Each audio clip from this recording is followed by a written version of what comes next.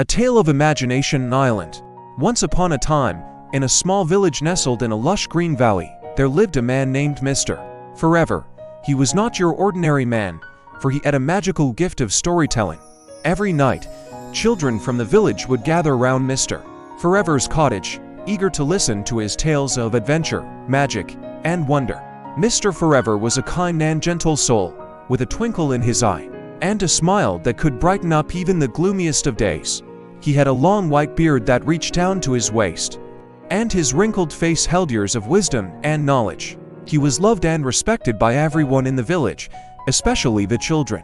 One day, as Mr. Forever sat under the big oak tree, surrounded by a group of children, one of them asked him, "Mr. Forever, how do you come up with such amazing stories every day?"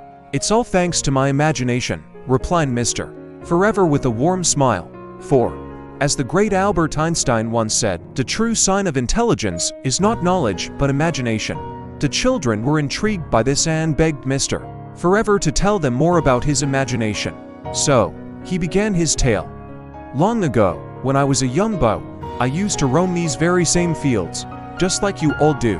But unlike you, I had a lot of time on my hands, so I would let my mind wander, and soon, I discovered that I had a gift for imagining things.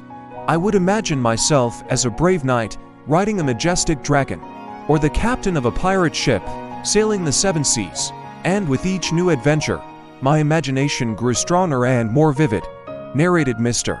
Forever.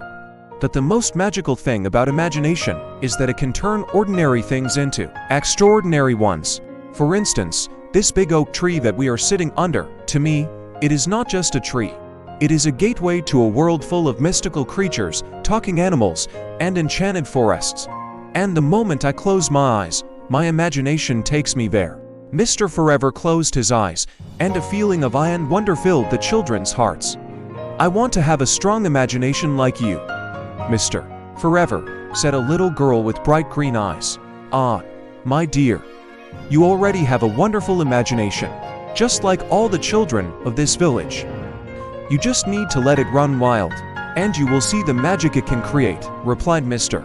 Forever with a chuckle. The children were enthralled by Mr. Forever's words and wanted to know more about his adventures. So he began to tell them a story about a young boy named Timmy, who lived in a faraway land called Imagination Island. Timmy was a curious and adventurous boy, and he loved nothing more than exploring the island and its mysteries. He would often go on long walks with his best friend, a fluffy white rabbit named Cotton. Together, they would journey through the enchanted forests, swim in the crystal clear waters of the rivers, and climb the mountains that touched the clouds. But one day, while exploring a new part of the island, Timmy and Cotton stumbled upon a hidden cave. As they cautiously entered the cave, they were greeted by an old wizard named Merlin. "Welcome, Timmy and Cotton. I have been expecting you," said Merlin with a twinkle in his eye. Timmy and Cotton were surprised, as they had never met a real wizard before. Merlin then explained that he was in need of their help. The magical crystal that kept Imagination Island alive and thriving had been stolen by an evil giant. Without the crystal, the island would cease to exist, and all the creatures would lose their magical powers. Timmy knew that he had to help Merlin, and so he set off on a journey with Cotton by his side. They traveled through treacherous terrain, faced many challenges, and used their imagination to overcome every obstacle. Finally, after many days of traveling, they reached the giant's castle.